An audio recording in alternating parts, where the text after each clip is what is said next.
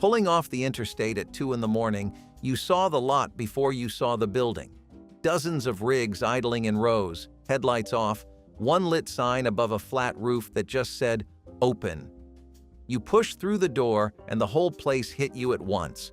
Coffee, fried onions, bacon grease so thick you tasted it before you sat down. A waitress pointed you to a booth and poured without asking. Number 19 on this list showed up at more truck stops than any steak on the menu. And the country ham dinner at number 6 cost about $1.75 in 1974 and came with 3 sides.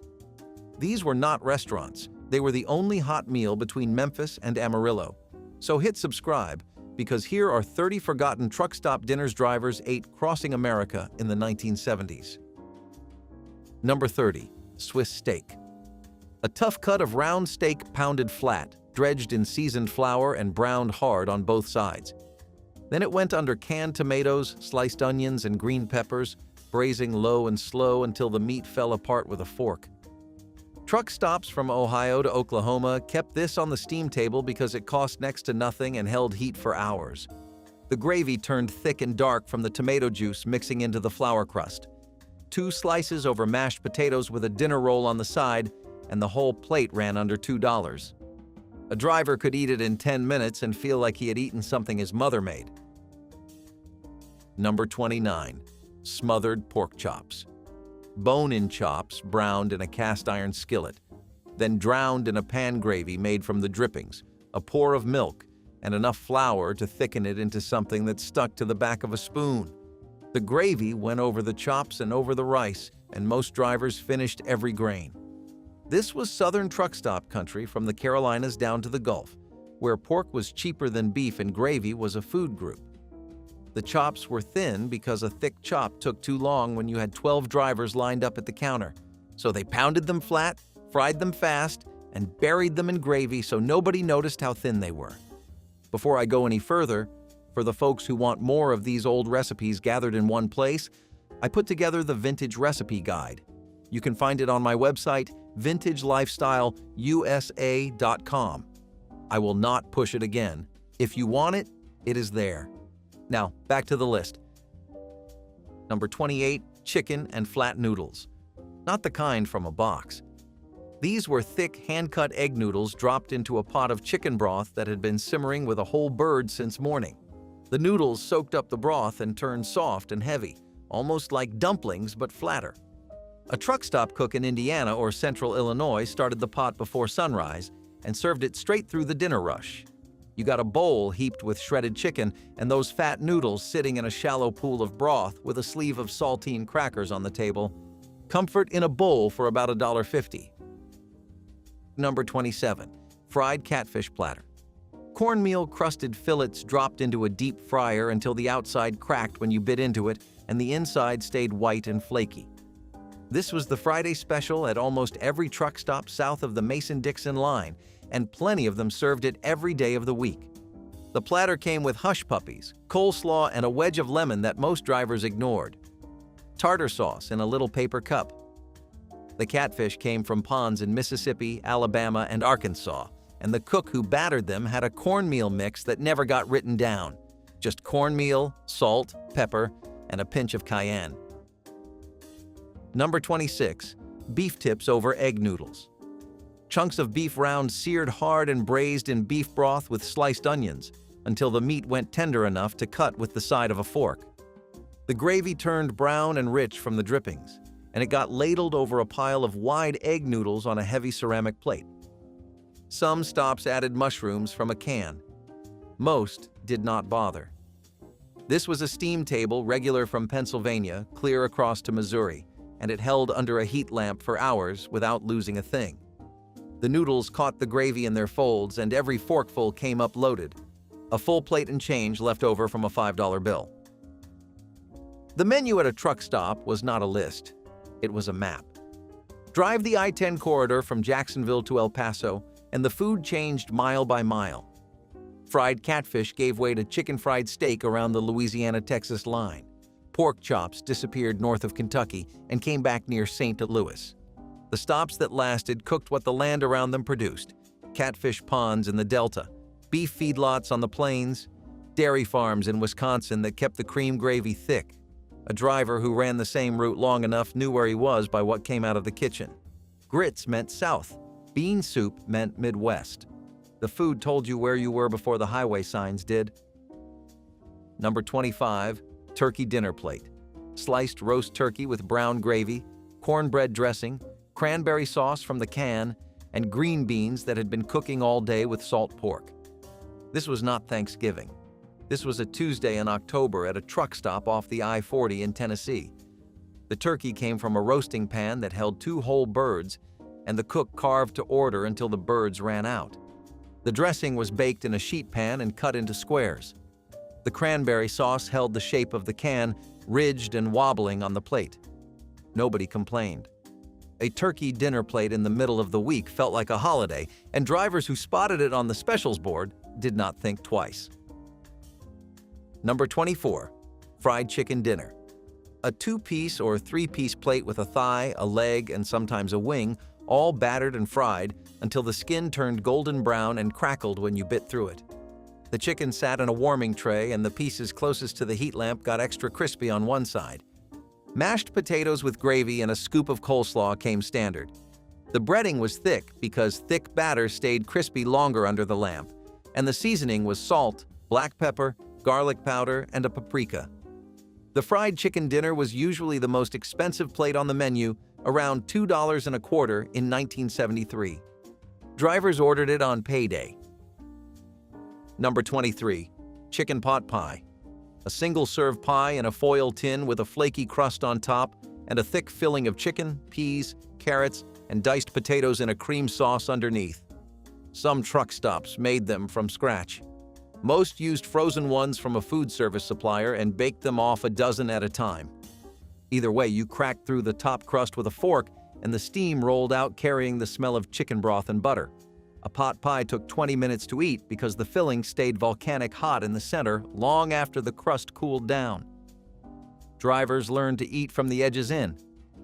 Everything was sealed inside that crust, and that made it the safest bet on the menu if you were worried about a cook cutting corners. Number 22, cube steak with onion gravy. A thin piece of round steak run through a mechanical tenderizer until the surface was covered in tiny crosshatch cuts, then dredged in flour and pan-fried. The onion gravy came from cooking down a sliced yellow onion in the same skillet until it went soft and brown, then building the gravy with drippings and a little water. The cube steak was the truck stop version of a cheap steak dinner. It gave you the chew and the flavor of beef without the price of a real cut. Cooks bought it in bulk for next to nothing and turned out a plate in under 8 minutes. Number 21, fried chicken gizzards. Tough little bundles of muscle from the bird, boiled until they turned tender, then battered and fried until the outside went dark and crunchy. They came in a basket with fries and a cup of white gravy for dipping. Most people outside of the South had never eaten one, but drivers who ran routes through Georgia, Alabama, and Mississippi knew exactly what they were. The gizzard was the cheapest piece of the chicken, and a full basket cost under $1. The flavor was concentrated, deeper than a thigh, chewier than a wing. The drivers who loved them ordered them every single time they stopped. A truck driver in the 1970s burned through calories the way his rig burned through diesel. Not from heavy lifting, but from the strain of staying alert for 14, sometimes 16 hours behind the wheel. A truck stop meal had to do 2 things: fill the stomach fast and keep the driver going long enough to reach the next stop. That meant heavy proteins, thick gravies, and enough starch to slow digestion so a man felt full for hours. Light meals were for people who slept in their own beds. A driver needed weight on the plate. He needed food that sat in the gut and reminded him he was still a person, not just a pair of hands on a wheel. Number 20, fried shrimp basket. Breaded butterfly shrimp fried to a deep gold and piled into a red plastic basket lined with wax paper. Fries underneath, cocktail sauce on the side, and a wedge of lemon that left your fingers smelling like citrus for the next 100 miles. This was the Gulf Coast special. Truck stops along the I-10 from Pensacola to Houston served shrimp that came off the boats that same morning. Further inland, the shrimp came frozen from a distributor. But the cook fried them the same way and nobody asked questions. A fried shrimp basket felt like eating out, like a Friday night, even on a Wednesday. Number 19, spaghetti with meat sauce. This one surprises people, Italian food at a truck stop. But in the 1970s, spaghetti with meat sauce sat on more truck stop menus than pot roast, and it outsold most daily specials by the end of the week. The reason was simple. Ground beef was cheap, canned tomato sauce was cheaper, dried spaghetti noodles cost almost nothing. A cook could feed 40 drivers out of one stock pot and still have leftovers for the morning crew. The sauce started with ground beef browned in a heavy pot with onions and garlic, then cans of tomato sauce went in, sometimes a can of tomato paste to thicken it, and a shake of Italian seasoning from a jar on the shelf. The spaghetti was boiled in a separate pot, drained and plated with a ladle of meat sauce on top and a sprinkle of Parmesan from a green shaker can. A basket of garlic bread came with it, not real garlic bread.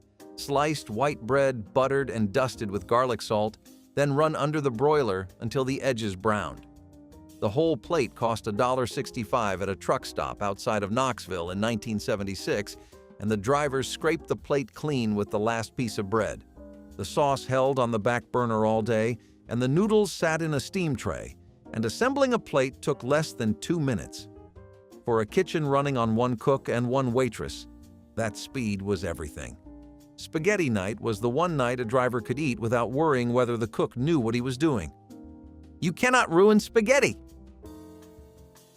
Number 18, veal cutlet. A thin piece of veal pounded flat, breaded with cracker crumbs, and pan-fried in butter until both sides turned crisp and golden. It came with a lemon wedge and a side of spaghetti or mashed potatoes depending on where you stopped. Veal was still affordable in the 1970s. A truck stop outside of Chicago or Milwaukee could get it from local suppliers for less than beef, and the breading stretched a small piece of meat into a plate that looked like a real dinner. The breading did all the work. It made the cutlet look bigger, soaked up the butter, and gave the plate a richness plain grilled meat could not match. By the late 1980s, veal prices climbed and it vanished from truck stop menus almost overnight. Number 17, pepper steak. Strips of beef round cooked fast in a hot skillet with sliced green peppers, onions, and canned tomatoes served over white rice. This was Chinese-American cooking that had worked its way into truck stop kitchens by the mid-1970s, mostly through recipe cards tacked to the wall above the stove by a food service company. The beef was always round because round was cheap enough to slice into strips without losing money. The sauce was soy sauce thickened with cornstarch and water. A plate of pepper steak looked different from everything else on the board, and that was the appeal. After 5 days of gravy and mashed potatoes, a driver wanted something that tasted like it came from somewhere else. Number 16, country-style ribs. Not actual ribs. Thick-cut pieces from the blade end of a pork loin, bone-in, braised in a roasting pan with bottled barbecue sauce until the meat pulled apart and the sauce turned into a sticky, dark glaze.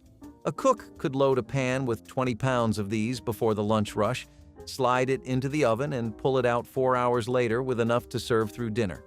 They came with baked beans and coleslaw, and the barbecue sauce got everywhere.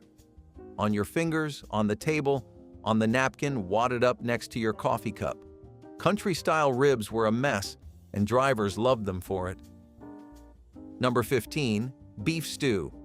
Chunks of chuck roast, quartered potatoes, sliced carrots, and celery in a thick brown gravy, seasoned with nothing fancier than salt, pepper, and a bay leaf. The stew lived on the back of the stove and got better every hour. A morning batch tasted fine by noon and perfect by 6 in the evening. The meat broke down until it barely held together, and the potatoes absorbed the gravy and turned almost translucent around the edges. You got a bowl with a biscuit or 2 slices of white bread for sopping. Some stops charged 75 cents for a bowl and $1 for a plate over rice. The cheapest hot dinner on the menu and the hardest one to ruin. Before the interstate system, truck stops grew up on 2-lane highways at the edges of small towns. The cook was usually the owner. The waitress was usually the owner's wife. The food came from the same farms and butcher shops that fed the town. When the interstates opened in the late 1950s and 1960s, the old two-lane stops started dying. The big new plazas at interchange exits ran on volume, not character. They bought from national distributors. They standardized the menu. A driver could stop at a plaza in Oklahoma and get the same frozen patty he got in Virginia. By 1980, the independent truck stop was vanishing, and with it went the cook who seasoned by feel, the waitress who remembered your name, and the daily special that changed because the cook made whatever he felt like making that morning. Number 14. Steak fingers with cream gravy. Strips of beef round pounded thin, breaded in seasoned flour, and deep fried until they cracked when you bent them. The cream gravy came in a bowl on the side, white and thick with black pepper flecks floating on top. This was Texas truck stop food, born in the same kitchens that invented the chicken fried steak, and it followed the same logic. Take a cheap cut, beat it tender, bread it, fry it, and drown the evidence in gravy. Steak fingers showed up along the I-20 and I-35 corridors in the late 1960s and spread east and north through the 1970s as drivers carried the taste with them. A driver from Dallas would ask for them at a stop in Tennessee, and if the cook had never heard of them, the driver explained how they worked. That is how food traveled before the internet. One plate at a time, one counter at a time, carried by the men who drove the freight. The fingers came with fries and Texas toast, thick sliced white bread buttered and griddled until both sides turned golden. You dipped the fingers in the gravy, ate the fries plain, and wiped the plate with the toast. A full order cost about $1.85 at a Stuckey's outside Abilene in 1975. Steak fingers never made it onto chain restaurant menus. They stayed in the truck stops and the small-town places that understood what a working man needed. Something fried, something with gravy, and something he could eat with his hands if he had to. The gravy recipe was always the same. Frying oil, flour, milk, pepper, nothing else. It looked like wallpaper paste and tasted like the best thing a tired man ever put in his mouth. Number 13. Hot open-faced pork sandwich. 2 slices of white bread laid flat on a plate, covered with thin sliced roast pork, and drowned in brown pork gravy. Mashed potatoes on the side, also drowned. The pork came from a roast that had been in the oven since early morning, sliced thin and held in a warming pan with its own juices. The open-faced sandwich was a Midwest truck stop invention that solved a basic problem: how to feed a large number of men with a small amount of leftover roast. The bread soaked up the gravy and turned into something between a sandwich and a stew. You ate the whole thing with a knife and fork, and when you finished, the plate looked like it had been licked clean. Number 12. Fried chicken livers. Small, dark, iron-rich organs dredged in seasoned flour and dropped into hot oil until the outside crisped and the inside stayed soft and creamy. They came on a plate with mashed potatoes and gravy, or in a basket with fries. A truck stop frying chicken livers smelled different from one frying anything else, and the drivers who loved them could smell the kitchen from the parking lot. A full plate cost less than $1 at most stops, making it the cheapest protein on the menu next to eggs. The livers came from the same poultry supplier who delivered the whole chickens, and they cost the kitchen almost nothing. Number 11.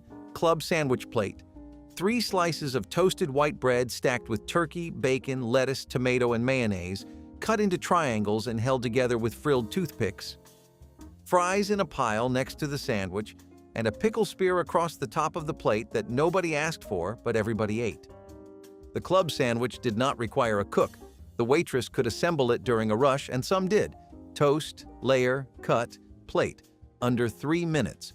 Drivers who were tired of gravy and fried food ordered it for the crunch. Fresh lettuce and a cold tomato slice did something for the palate that no amount of brown gravy could do. Number 10. Roast beef dinner. A thick slice of slow-roasted beef, brown on the outside and pink in the center, served with mashed potatoes, brown gravy, and whatever vegetable the cook had going that day. Green beans, buttered corn, or stewed tomatoes. The roast beef dinner was the most expensive plate at most truck stops, and it was the meal a driver ordered when he wanted to feel like he was sitting down to a real Sunday dinner. The beef was a whole bottom round or a chuck roast that went into the oven before dawn and came out in the early afternoon. The cook sliced it on a cutting board behind the counter, and you could watch the steam rise off the meat while he plated it. The gravy came from the drippings in the pan and tasted like concentrated beef with a backbone of onion and black pepper. At a truck stop on the I-70 corridor through Indiana and Illinois, a roast beef dinner went for $2.50 in 1975, with a dinner roll and a refill on coffee. That same meal at a sit-down restaurant in town ran $4 or more. Drivers knew the math. They drove past the restaurant and pulled into the truck stop lot because the food was the same and the price was half. A driver who ordered the roast beef dinner had already decided he was sitting for 20 minutes. He had already done the math in his logbook and knew he had the time. The roast beef was the reward, the meal that meant the week was going well. And when a driver ordered it 2 nights in a row, the waitress knew not to ask. She just sliced a little thicker and brought the good rolls. Number 9. Fried clam strips. Breaded strips of clam meat fried until they curled up and turned golden, served in a basket with tartar sauce and fries. This was a New England and Mid-Atlantic truck stop item that drivers from other regions either loved or had never heard of. The clam strips came frozen in 5-pound boxes from distributors that supplied every stop from Maine to Maryland. They were not fresh. Nobody pretended they were. But fried and salted and dipped in tartar sauce, they had a briny chew that tasted like the coast even when you were 200 miles inland. Drivers who hauled freight through the Northeast knew every stop that carried them and planned their breaks around it. Number 8. Fried pork chops. Bone-in chops dredged in seasoned flour and fried in a cast-iron skillet until the breading turned dark and the meat cooked through. Not smothered, not braised, just fried hard and served dry with the bone sticking past the edge of the plate. Applesauce from a jar on the side, or a scoop of cottage cheese and a vegetable that varied by the day. Fried pork chops were supper at every truck stop from Virginia to the Ozarks. The bone made it feel like more food than it was, and the breading sealed in the juice so the chops stayed moist even after sitting under the heat lamp. Simple food that needed nothing more than salt. Number 7. Smoked sausage plate. 2 links of smoked pork sausage split down the middle and griddled until the cut side charred and the casing pulled tight, served with sauerkraut or baked beans and 2 slices of white bread. The sausage came from regional packers, Hilscher Farm, Eckrich, or a local smokehouse that sold by the case. Every brand tasted different, and drivers who ran regular routes knew which stops carried which brand. A smoked sausage plate cost under $1 and took less than 5 minutes from griddle to table. The sausage snapped when you bit through the casing, and the inside was coarsely ground with visible flecks of fat and black pepper. No pretense to this plate, just fuel, served fast. Number 6. Country ham dinner. A thick slab of salt-cured hickory-smoked ham fried on a griddle until the edges went dark and the fat rendered out. The ham was salty. Aggressively salty. The first bite sent you reaching for the water glass before you reached for the fork. It came with red-eye gravy made from the drippings deglazed with black coffee, grits or hash browns, and a biscuit. The country ham dinner was an Appalachian and Upper South truck stop tradition, from stops that bought their hams from curing houses in Virginia, Kentucky, and Tennessee. A good one had been cured for months, sometimes a full year, and the flavor was concentrated in a way grocery store ham could not touch. About $1.75 in 1974, with 3 sides. Number 5. Baked cod dinner. A fillet of Atlantic cod baked in a shallow pan with butter, lemon juice, and a sprinkle of paprika until the fish flaked apart at the touch of a fork. Tartar sauce on the side, a baked potato in foil, and a cup of coleslaw. This was a Friday special at truck stops across the upper Midwest and Northeast, where Catholic drivers still kept the no meat on Friday rule even when nobody was watching. The cod came frozen in rectangular blocks from a food service supplier, pre-portioned and ready to bake. A cook could load a sheet pan with a dozen fillets and have them done in 15 minutes. It was the lightest dinner on the menu and the only one that came without gravy. Number 4. Catfish stew. Chunks of catfish simmered in a thin tomato broth with potatoes, onions, and a heavy pour of hot sauce. This existed almost exclusively in the Deep South, along the river routes through Mississippi, Arkansas, and Louisiana. Served in a deep bowl with cornbread on the side and another bottle of hot sauce on the table for the drivers who wanted more heat. The catfish fell apart in the broth, and the potatoes thickened it as they broke down. It was not pretty. Reddish-brown and chunky, sitting in the bowl looking like something from a fishing camp table. But the flavor ran deep, and a bowl of it with 2 squares of cornbread held a man steady through a night haul on roads that did not have another open kitchen for 200 miles. Number 3. Pork steak with fried apples. A bone-in pork shoulder steak about an inch thick, seasoned with salt and pepper, and cooked on a flat-top griddle until the outside browned and the fat cap crisped. The fried apples were sliced Granny Smiths cooked in a skillet with butter, brown sugar, and a pinch of cinnamon until they went soft and caramel-colored. This was a Missouri and Southern Illinois truck stop plate, and drivers who knew it ordered nothing else. The combination of salt pork and sweet apples was the kind of pairing that nobody invented. It had been around since the first hog met the first orchard, and truck stop cooks kept it going because it worked. The pork steak cost the kitchen less than any beef cut, and the apples came from wherever they were in season. Number 2. The Trucker's Combination Platter. 2 proteins and 3 sides on one plate, your pick from whatever the kitchen was running. Choose 2. Fried chicken, ham, catfish, or the daily special. Choose 3. Mashed potatoes, green beans, coleslaw, baked beans, corn, or mac and cheese. It cost between $2 and $3, and it was the best deal on the menu by weight. Drivers got a plate so loaded the food touched at the edges and the gravies pooled together in the center. The combination platter was rarely on the printed menu. It was on the chalkboard, or just known by the regulars who had been stopping long enough to know you only had to ask. Number 1. Chili con carne. A bowl of ground beef, kidney beans, tomatoes, onions, and chili powder that had been simmering on the back burner since morning. Every truck stop in America had a pot of chili. Every single one. The recipe changed from stop to stop, but the idea never did. Hot food in a bowl for less than $1, ready in 30 seconds, no plate needed. You ate it with a spoon and saltine crackers, and when you finished, you felt warm from the inside out. Chili was not a meal that impressed anyone. Nobody drove out of his way for it. But it was the meal that was always there. 2 in the morning, the kitchen half closed, the cook leaning against the counter. You sat down, and the waitress brought the bowl without asking, because she already knew. A man who walks in alone at that hour wants something hot and simple, and he wants it without having to decide. That is what chili was.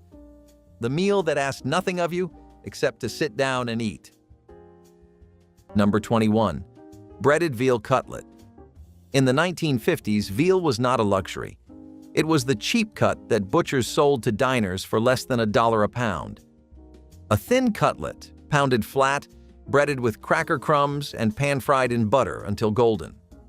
Served with spaghetti and red sauce or mashed potatoes and canned peas.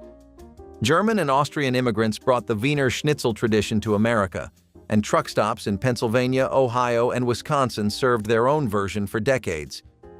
A veal cutlet dinner outside Allentown, Pennsylvania, cost $1.50 in 1962.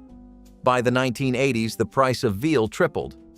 Animal welfare concerns made it controversial. The cutlets disappeared from truck stop menus and never came back. Most drivers under 40 have never seen one on a plate. Number 19. Turkey croquettes. These were the diner cook's answer to the question of what to do with yesterday's bird. Shredded turkey got bound with a thick, starchy sauce, rolled into little cylinders, coated in breadcrumbs, and fried until the outside went deep golden. They came to the plate hot and crisp, usually with a spoonful of gravy and some peas alongside. Croquettes earned their place on diner menus during the Depression, when wasting a scrap of meat was unthinkable, and they held on through the war years when every kitchen learned to stretch protein as far as it would go. They were hearty, cheap, and a little bit fancy in the way fried food always feels fancy. But tastes moved on, and the chicken finger arrived to do the same job with less work and no leftover meat required. Kids wanted the strips, not the croquette. The shredded, sauced, breaded cylinder fell out of favor and off the board. Now it lives mostly in old church cookbooks and the memories of folks who ate it as children. I can't explain why his first name is Tiny, but Tiny Naylor was a Californian restaurateur who made one really important contribution to the cultural zeitgeist of America. That was the Patty Melt Burger, which was one of the first times a sandwich and a hamburger were combined to make a hybrid. It was done in the 40s and 50s, so it wasn't exactly too welcomed at first, because fusion food hadn't taken off much as a concept. When people did start giving it a shot after it appeared in his Los Angeles fast food chains, though, it took over the nation. A patty melt craze was dominating the entirety of the United States. Don't ever underestimate the power a well-seasoned beef patty can hold. Drive-in diners had lines of cars waiting for the divine chance to get their hands on this angelic combination of rye bread, caramelized onions, and Swiss cheese. Sounds simple enough, right? Throughout the Midwest and East Coast, this burger carved a legacy for itself that almost none matched if we talk about the rest of the burgers that were coming out in that time period. It certainly put a Big Mac to shame. Plus, it got really popular with German-American communities because they already were deep believers in rye bread-based burgers.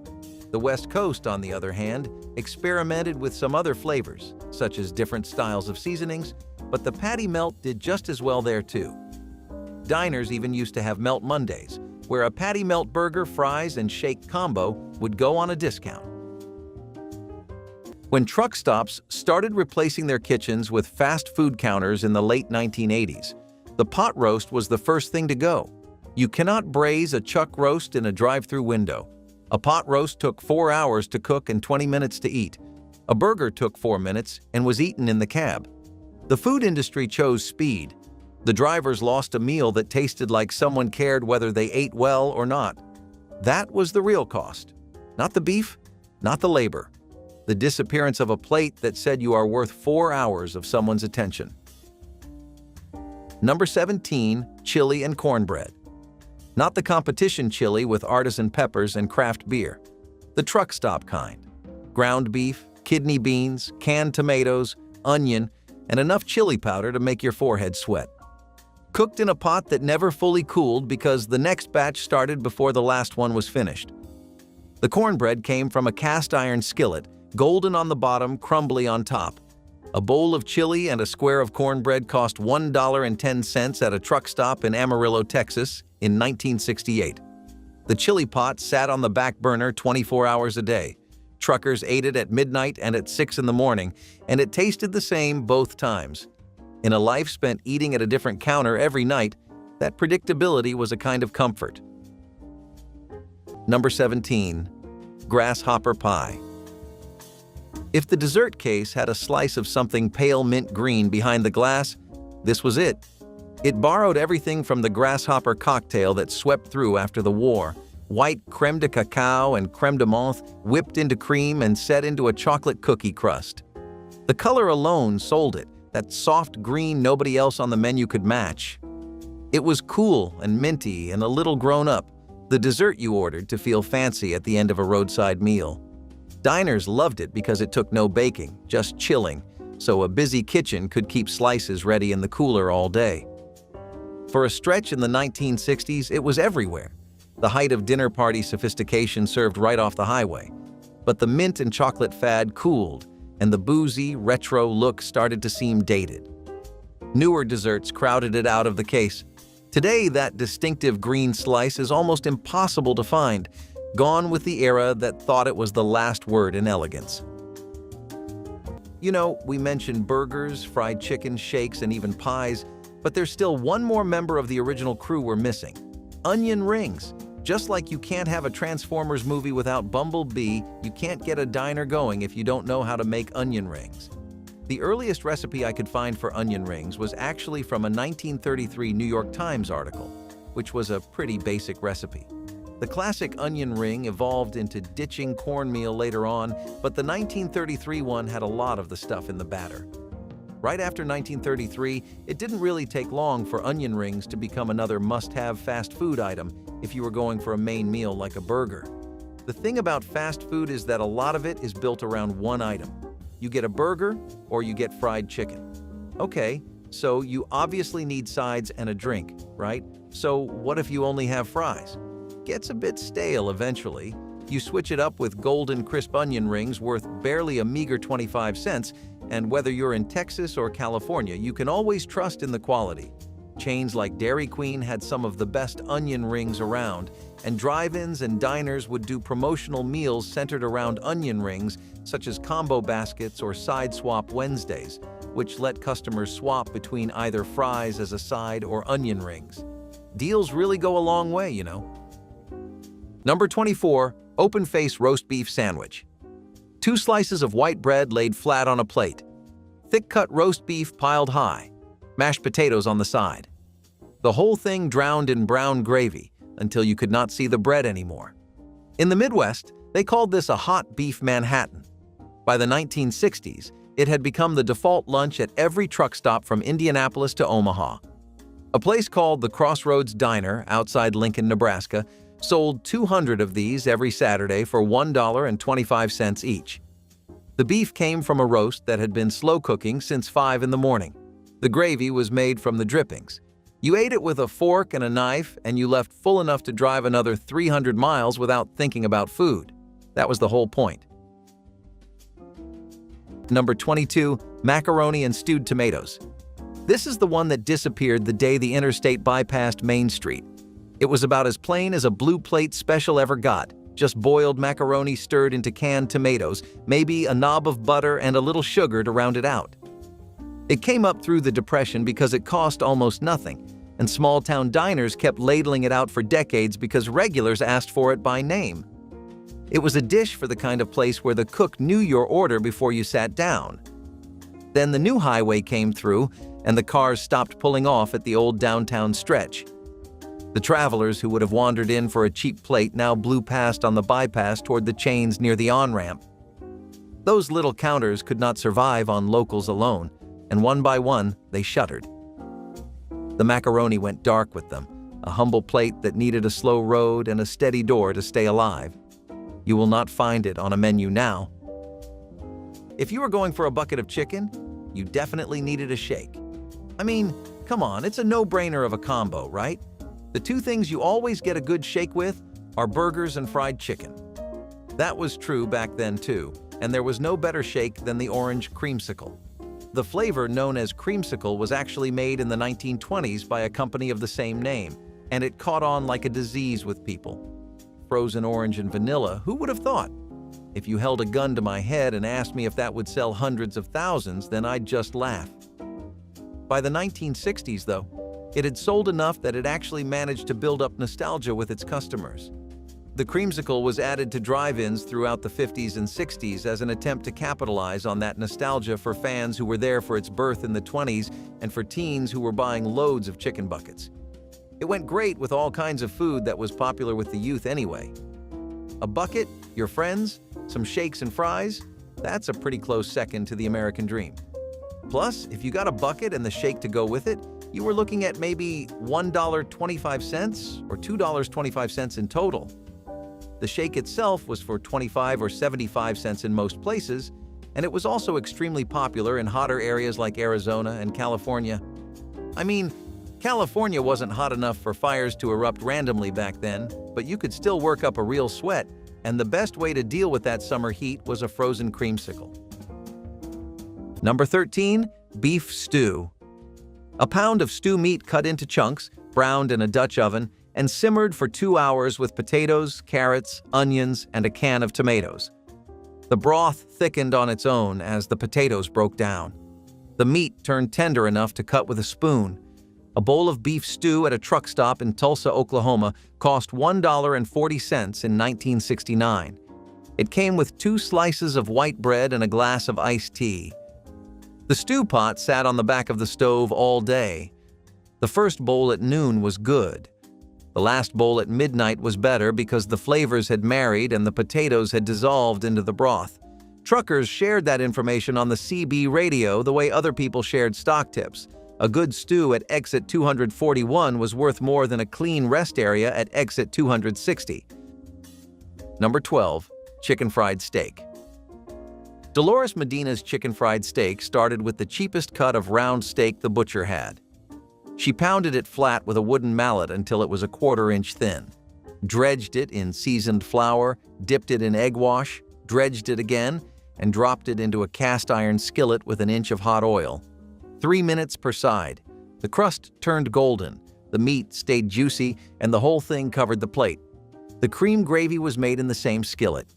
The dish traces back to German and Austrian immigrants in Texas who adapted Wiener Schnitzel with local beef in the 1800s. By the 1950s, chicken fried steak was on every truck stop menu from El Paso to Little Rock.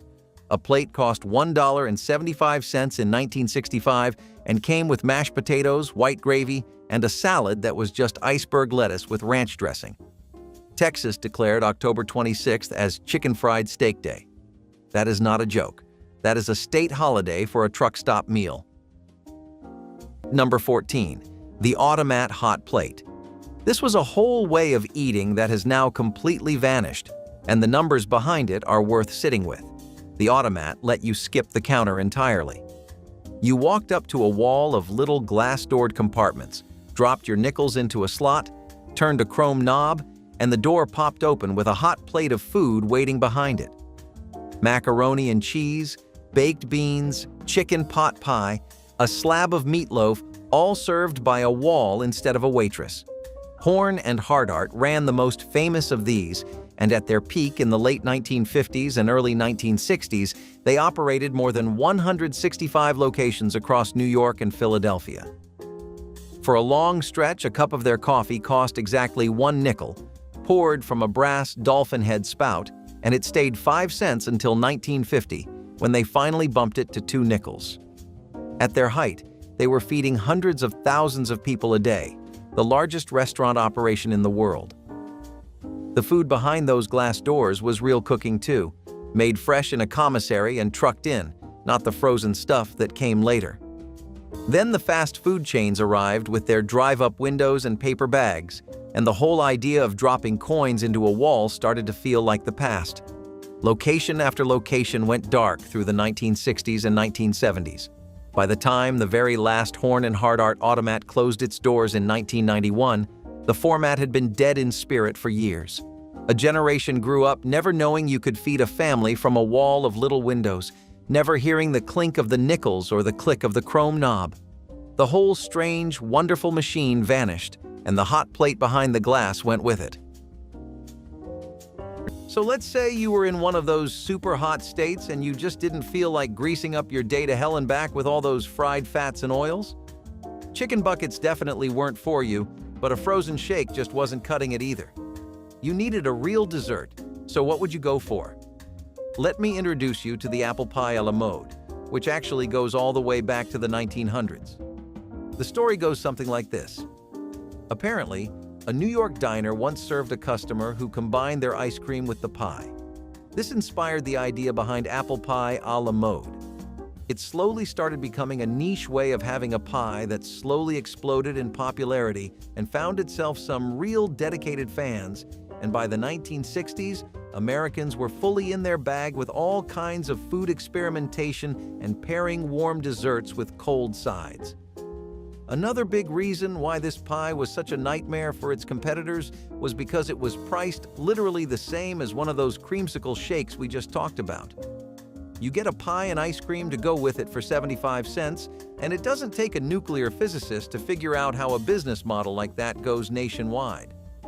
The apple pie was already something deeply rooted in American culture anyway, so this neat little variation only helped cement its legacy further. Also, the idea itself is just genius. Seriously, it's like giving steroids to food. The pie tastes unimaginably better if you just pair it up with some ice cream. And as I said before, it really takes the edge off in states where the temperature gets high. Number 18. Pot roast plate.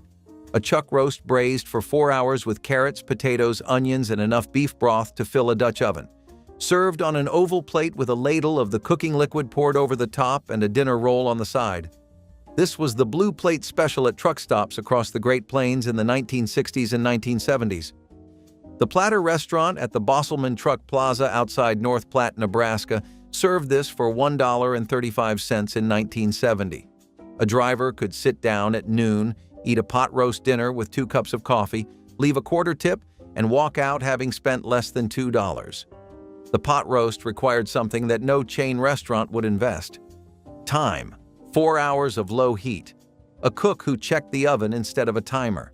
That was the secret nobody could replicate. Not the seasoning, not the recipe, the patience. Number 25, chicken a la king. There was a time you could not sit down at a diner counter without seeing this one chalked on the board. It was chicken and mushrooms folded into a warm white sauce, ladled over toast points until the bread went soft underneath. Cooks built it from whatever the breakfast rush left behind. A little pimento for color, a splash of sherry if the owner was feeling generous. It walked a strange line, fancy enough for a society banquet, cheap enough for a trucker on a budget. They even served it at President Nixon's birthday spread, which tells you how far it had traveled. But by the late 1960s, the shine was already coming off. Frozen versions hit grocery freezers, and the homemade kind started to feel like something your aunt made, not something worth ordering out. The diners that kept it going did so out of habit more than demand. Now, you would be hard-pressed to find a single counter in America still spooning it over toast. Sloppy Joes aren't just a catchy buzzword you hear in shows set in retro times, but a real showstopper that's been associated with drive-in diner culture for years and years. Not just that, since we're specifically talking about the 1960s, it was even common for people to find this as a cafeteria item in schools. It erupted most in the 50s and 60s, where there was a lot of demand for easy-to-make casual meals that worked better in social settings or as comfort food. You know, the kind of stuff you can munch on and have a good conversation with your friends at the same time. The reason Sloppy Joes became so popular, not just in drive-in diners but as a food to make at home too, was because they used a lot of convenience ingredients like canned food, which were really cheap and easy to make. You had your sauces in a bottle, some spices if you were making it at home, and everything else in a can. So, what really were you cooking? It was more assembling a meal together than any actual kind of effort. That's what made them work so well for diners too, because production was a cakewalk when it was this easy to make a sloppy Joe. Number 21. Salisbury steak. Here was a way to make ground beef feel like an occasion. The patty was seasoned, shaped oval so nobody mistook it for a hamburger, then smothered in brown gravy with onions and set beside a pile of mashed potatoes. It dated all the way back to a Civil War-era doctor named James Salisbury, who pushed ground beef as a cure for soldiers' stomach troubles. Diners adopted it in the mid-century because it was cheap, fast, and felt one step nicer than a plain burger patty. For a working family, it was a dignified dinner that did not break the bank. But the same dish that made diners proud got picked up by the frozen TV dinner companies, and suddenly Salisbury steak meant a sectioned aluminum tray heated in the oven. The name started to sound institutional, like cafeteria food or hospital food. Diners quietly let it slide off the menu rather than compete with the freezer aisle. Today it survives mostly as a punchline about old TV dinners. If you keep on heading towards the Southwest, you'll eventually come across diners with deals for Frito pies. You might wonder what that even is, and that's what I'm here to explain to you. So you see, there was this woman known as Daisy Doolin, whose son made Fritos in the first place. Charles Elmer Doolin had a pretty potent recipe for success when he first stumbled onto how to make a Frito corn chip in the 1930s, but it wasn't until his mom took the chips and beef chili and put it all together in a bowl that the Frito pie was first born. Yeah, I know, false advertising, right? It's not really a pie. But do we care for semantics in the face of such a culinary star? I wouldn't care much for labeling. You could call it a mimosa, and I think I'd still down several bowls of Frito pies in one go, and I know that's a sentiment a lot of Americans out there can share. Eventually, people started adding shredded cheese and chopped onions, olives, jalapenos, sour cream, and all sorts of condiments and toppings to the typical bowl to really give it some variety and flexibility as a dish. It worked too, since while it was already affordable at under $1 at most diners, it was now also really accessible. More than it originally was, you could throw anything into the bowl alongside the beef and Frito chips. Experimentative food really is the best. It's like Russian roulette but with calories. Did you just waste yours? Are you maybe about to strike gold? You'll never know until you get cooking. Number 16, country ham and eggs. A thick slice of dry, cured country ham, fried in a skillet until the edges curled, and the fat rendered into a salty, smoky perfume that filled the entire dining room. 2 eggs fried in the ham fat, toast or biscuits. Truck stops in Virginia, Tennessee, and Kentucky served this for breakfast, lunch, and dinner because truckers did not care what time it was. They cared that the ham was real. A country ham breakfast cost $1.85 at a truck stop outside Knoxville in 1971. The ham came from a smokehouse, not a plastic package. You could taste the hickory. You could taste the cure. By the 1990s, country ham became a specialty item. The truck stops switched to thin-sliced deli ham that cooked faster and cost 1/3 as much. The plate looked the same. The taste did not. Number 21. Salisbury steak. Here was a way to make ground beef feel like an occasion. The patty was seasoned, shaped oval so nobody mistook it for a hamburger, then smothered in brown gravy with onions and set beside a pile of mashed potatoes. It dated all the way back to a Civil War-era doctor named James Salisbury, who pushed ground beef as a cure for soldiers' stomach troubles. Diners adopted it in the mid-century because it was cheap, fast, and felt one step nicer than a plain burger patty. For a working family, it was a dignified dinner that did not break the bank. But the same dish that made diners proud got picked up by the frozen TV dinner companies, and suddenly Salisbury steak meant a sectioned aluminum tray heated in the oven. The name started to sound institutional, like cafeteria food or hospital food. Diners quietly let it slide off the menu rather than compete with the freezer aisle. Today it survives mostly as a punchline about old TV dinners. How can we play the Diner's Greatest Hits album and skip root beer floats? Arguably the most influential track on the whole project, this drink combined the spicy tang of root beer with a very smooth, thick scoop of vanilla ice cream, which led to it becoming one of the most popular items at diners and soda fountains. By the way, here's a bit of an unrelated cultural fact for you. While diner culture was popping off, so were soda fountains as an industry, so root beer floats all in all had every bit of support and momentum. They used that pretty well too. Otherwise, they wouldn't become the cultural phenomena they are today. Frank J. Wisner is the first person we can thank the root beer float for. He was the owner of Cripple Creek Brewing, and apparently he's the one who made the first root beer float. From there on, diners, bars, and ice cream parlors would perfect the technique to make a flawless float. Most agreed on one fundamental rule, which was that you really needed to nail the balance of vanilla ice cream and the root beer.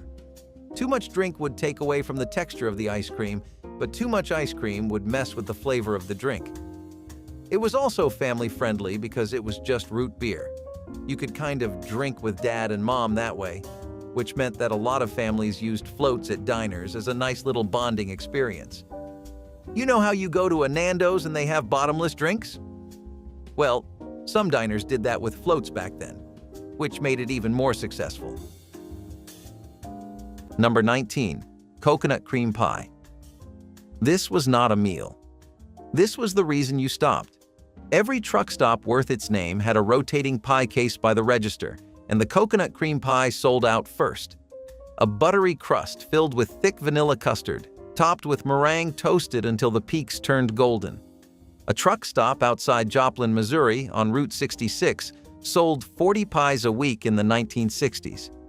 A slice cost 35 cents. The baker, a woman named Helen Driscoll, arrived at 4 in the morning to make the custard from scratch. When Helen retired in 1978, the owner tried a supplier. The truckers stopped ordering. The pie case went dark. A slice of coconut cream pie from scratch takes 2 hours. A slice from a box takes 2 minutes. The difference is everything. Number 16. Baked Alaska. Some diners kept this one for the show as much as the taste. It was sponge cake topped with a brick of Neapolitan ice cream, the whole thing covered in a thick coat of meringue, whipped into peaks and browned fast under high heat.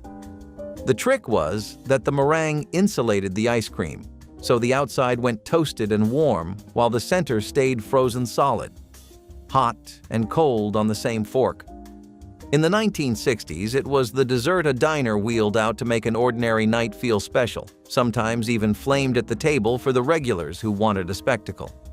It looked like something from a fine hotel, plated right there off a 2-lane road. But it took real skill and split-second timing, and a busy short-order kitchen could only fumble that so many times before giving up. As tastes turned simpler, the theater stopped being worth the trouble. The torched meringue dome disappeared from the dessert case, and with it went one of the diner's last bits of genuine drama. Let's rewind to the early days of the 60s to find out what fueled the excitement. The 1960s were definitely a great time for a fried chicken bucket. You're really used to only seeing the best of these come from KFC and Wendy's now, but it was actually really common to pull up to a drive-in diner and get a neat bucket.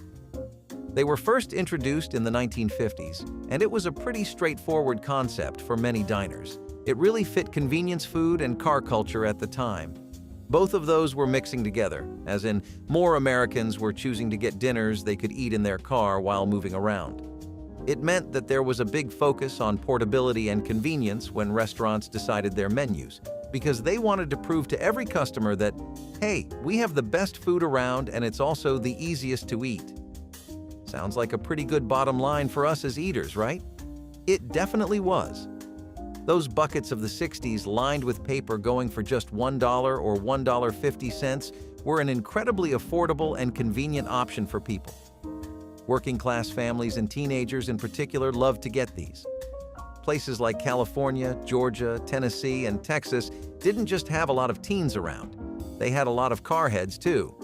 It was filled with guys riding the high of their first car that they saved up months for. They were also known for their spicy kick because most buckets used Southern-style seasonings and breadings.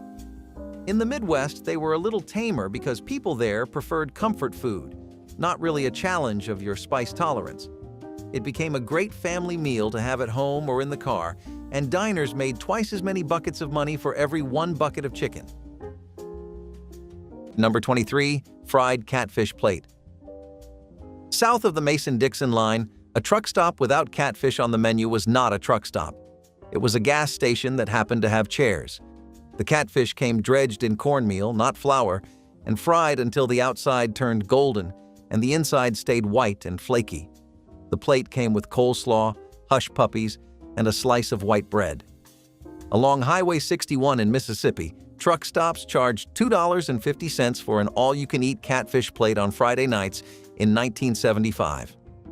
Truckers planned their routes around it. They would drive an extra 40 miles to hit the right stop on the right night. By the 2000s, the independent stops that served wild-caught river catfish closed one by one, and the frozen fillets that replaced them tasted like nothing at all. Number 24. Liver and onions. Walk into a roadside diner in 1965, and this was the plate that filled the room with that deep, iron-rich smell. Beef liver, dusted and seasoned, laid across a flat-top griddle next to a heap of onions cooked down until they turned soft and sweet. A few strips of bacon went on top for the regulars who knew to ask. It was cheap protein that stuck to your ribs, the kind of meal a man ordered after a long haul because it felt like real food. Doctors used to push it too, calling it good for the blood. But American tastes turned hard against organ meat as the decades rolled on. Younger eaters wanted a clean burger, not something that reminded them of the slaughterhouse. The griddle stopped getting that order, and the cooks stopped prepping it. Today, most folks under 60 have never tasted it once, and the smell that used to mean dinner is gone from the counter for good. So by the 1960s, there were a lot of things going on in America culturally speaking. There was all this craze surrounding easy food, but there was also a lot of interest in exploring other cuisines and foreign taste palettes. Of course, since it is America, a mix of those two concepts was pretty inevitable. That's how drive-in pizza slices became really popular as a concept. The classic Italian slice was now something you would find at any roadside dinner, or, well, a cheap comfort food version of it. Restaurants like Pizza Hut and Shakey's Pizza also really popularized the idea of drive-in pizza slices. Hey, sometimes you don't feel like getting a whole pie. Sometimes you just wanted to share a few slices, and these were perfect for that. They were also pretty affordable. Most places sold them for around $0.15 to $0.35, and you could get pepperoni slices or even choose your toppings. A lot of people were some pretty die-hard fans of mushrooms, for example, and these even started giving some local pizzerias a headache because of the competition. Back then, you also had public movie setups where you could watch movies on projectors from the comfort of your car. Drive-in culture worked well with activities like that, and pizza slices were a pretty popular demand anyway for most diners. It was about time they got them on the menu, really. Number 14. Meatloaf dinner. 2 thick slices of meatloaf glazed with ketchup and baked until the edges caramelized. Mashed potatoes, brown gravy, green beans or corn, a dinner roll. That was the truck stop meatloaf dinner, and it was the most popular blue plate special in America from the 1940s through the 1970s. The meatloaf was made from ground beef and ground pork, bound with breadcrumbs and egg. The recipe came from the same place every diner cook learned it. From their mother. A meatloaf dinner cost $1.65 at the Iron Skillet chain in 1973. For a driver eating alone at a counter, the meatloaf dinner was the closest thing to a home-cooked meal that money could buy. It did not taste like a restaurant. It tasted like a kitchen. That distinction mattered to people who had not been in their own kitchen for 2 weeks. The chains replaced it with a hamburger steak that took 4 minutes. Same beef, same price, none of the meaning. The meatloaf required an oven and an hour. The hamburger steak required a griddle and impatience. The food industry chose impatience. The drivers lost the one meal that made a truck stop feel like a dining room. The one meal that said, you are not just a customer passing through. You are someone who deserves a dinner that was baked, not grilled. Served on a plate, not a tray. Made by a person who set a timer and waited. Fried shrimp baskets were an American drive-in staple, especially in areas of the Midwest and South where there was a large fishing industry. Coastal cities with drive-ins thrived off of these the most, and where lots of people in the East Coast had their fried chicken buckets, a lot of people in the South enjoyed these shrimp ones instead. Shrimp was always a part of seafood tradition in America, as was fishing, so it was a taste that had already settled into the population well enough. Diners and drive-ins throughout the Gulf Coast and the Atlantic never shied away from showing off their shrimp bucket skills, and each had their own promotions like Shrimp Sunday or price cuts going on. In other words, competition was pretty healthy, and who benefits the most off of that? Foodies like you and me, my good friend. I don't know about you, but I would really like to go back to the days where a fried shrimp bucket was something I could easily afford. I mean, at just $150, that's a pretty big steal. Off the top of my head, though, you could get it even cheaper in some states like Florida and Louisiana. Number 22. Hash and eggs. This was the 3 in the morning meal. The meal that separated a real truck stop from a place that just sold diesel. Corned beef hash from a can, spread flat on a griddle until the edges crisped, topped with 2 fried eggs and served with toast. A cook at a truck stop in Flagstaff, Arizona, named Roy Beckett, served this plate 30 times a night during the 1960s. He cracked eggs with one hand while flipping hash with the other. The meal cost 85 cents. The coffee was free if you were a regular. By 1985, Roy had retired and the truck stop became a chain. The hash went from canned to frozen to microwaved. The eggs went from fried to ordered to scrambled in a bag. And the meal survived in name only. Number 23. The open-faced hot turkey sandwich. This was the plate you pointed at when somebody 2 stools down got theirs first. White bread, a mound of sliced turkey, the whole thing drowned in gravy so thick you ate it with a fork instead of your hands. A scoop of mashed potatoes leaned against one side, and the gravy ran over everything until the bread underneath dissolved into something closer to stuffing. The open-faced sandwich got its start in Pittsburgh back in the 1930s, and diners across the country grabbed it because it stretched leftover roast turkey into a hot, filling special. It carried that Sunday dinner feeling on a regular Tuesday. But the hot sandwich asked for real roasted meat and a pot of scratch gravy, and as kitchens cut corners, that became too much trouble. Cold deli turkey on a roll was faster and cheaper. The fork and knife version slipped off the board, and most diners today would not know how to plate it. Try one of these before the week is out. Not the hardest one. Pick the one you already know. Smothered pork chops, a bowl of chili, cube steak with onion gravy. And if you remember a truck stop from those years, one with a counter and a cook who never wrote a thing down, tell me the name and the highway in the comments. Hit subscribe and I will see you in the next one. Until next time,